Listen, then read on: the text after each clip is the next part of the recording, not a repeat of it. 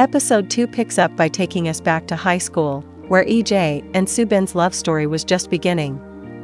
EJ is busy directing another student film with the help of her classmates. Unfortunately, their little production is discovered by the teachers, and the entire group ends up getting punished.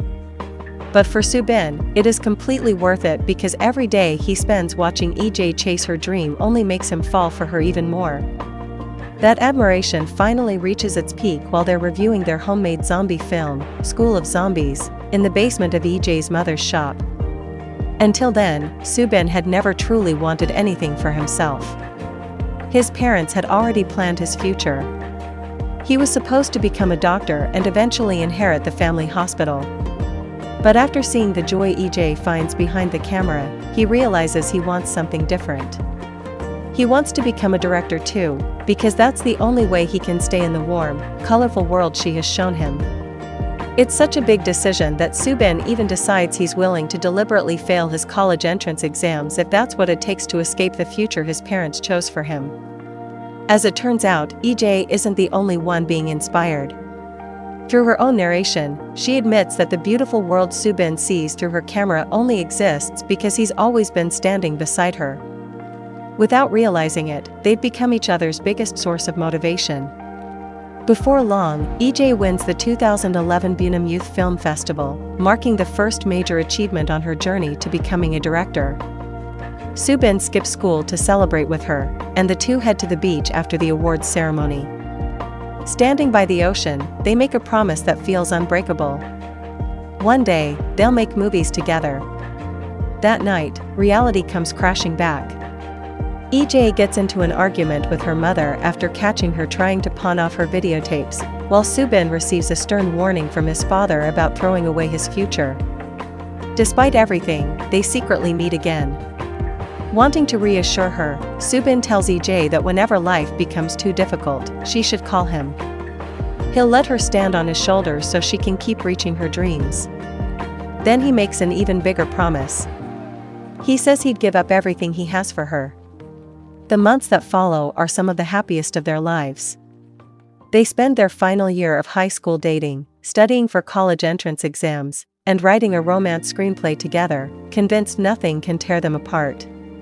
Back in the present, Subin once again refuses to respect EJ's boundaries. He suddenly appears as a surprise guest on her television program.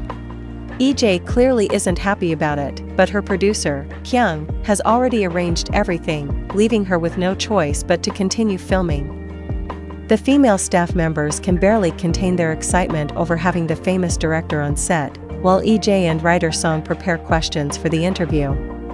Everything seems manageable until Subin casually reveals during the interview why he returned to Korea. He's directing a romance film. Then he drops another bombshell. The movie is based on the very screenplay they wrote together as teenagers. The moment EJ hears its title, she completely loses her composure. Elsewhere, Yeop faces another painful setback.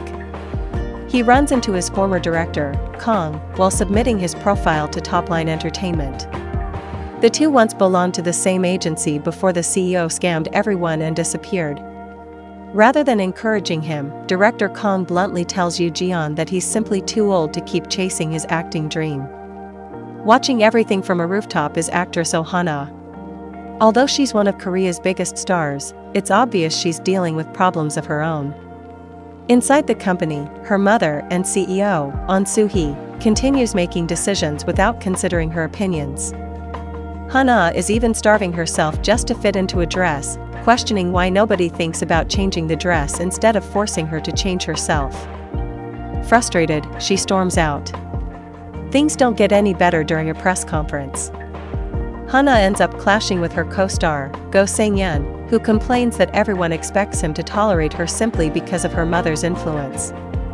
Meanwhile, Subin brings up an old story EJ once told him in high school about the fox and the grapes. Back then, EJ insisted she'd never become like the fox that gave up after failing to reach the grapes. She promised she'd keep trying until she succeeded. Looking at her now, Subin quietly tells her she became that fox after all. His words strike a nerve. EJ insists she never stopped trying. Life simply refused to let her reach the future she'd worked so hard for. Subin gently asks whether she'd try again if someone offered to help her. For a brief moment, she remembers the promise he made years ago about letting her stand on his shoulders whenever she couldn't reach her dream. But instead of accepting his hand, she bitterly tells him that the very friend offering to help is the one who stole her dream in the first place. Still refusing to quit, Subin later meets EJ again, and she suggests he buy the screenplay instead of working with her. He immediately rejects the idea. The movie only has meaning if they finish it together. EJ, however, couldn't care less, as she coldly tells him to burn the script. That's when Subin finally reveals why he's being so persistent.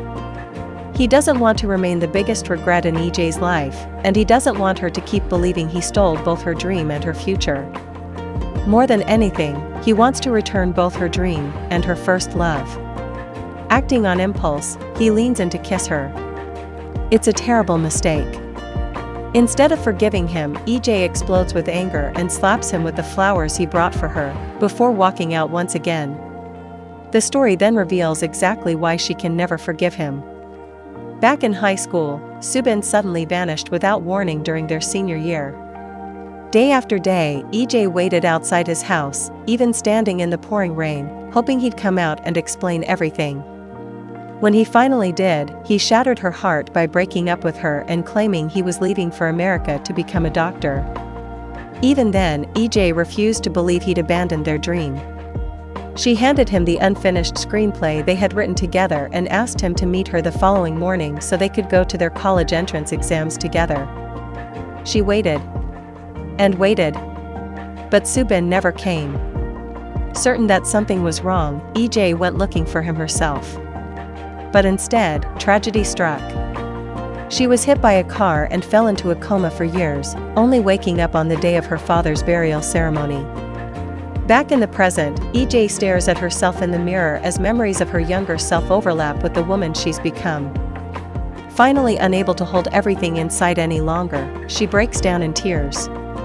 Through sobs, she admits that she has many regrets in life, but the greatest regret of all is herself. Meanwhile, Subin's appearance on EJ's show creates quite a stir.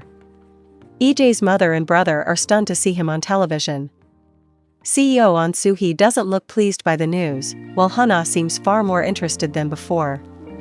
Later, Yoo Ji-yeon shares a meal with EJ and tells her something she desperately needs to hear.